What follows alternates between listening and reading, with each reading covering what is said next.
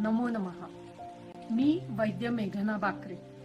आज आपण पावसाळा हा ऋतू, त्यामध्ये होणारे आजार आणि त्याच्यावर केली जाणारी आयुर्वेदिक चिकित्सा याबद्दल बोलूया. पावसाळा म्हटले की जलधारांची बरसात, सुंदर निसर्ग आणि त्याबरोबरीनेच अनेक साऱ्या रोगांची माळ घेऊन येणारा ऋतू अशी याची ख्यातीच आहे. मागील पावसाळ्यामध्ये मला सांधेदुखीचा त्रास अजिबात नव्हता आणि या वर्षी मात्र तो सुरू झाला, असे सांगत अनेक रुग्ण आमच्याकडे येत असतात.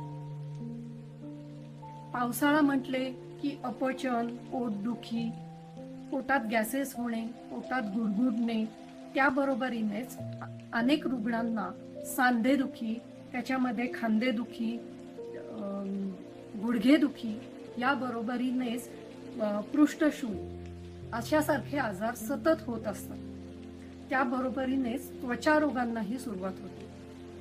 हे सर्व रोग जे होतात ते वात या दोषामुळे होतात.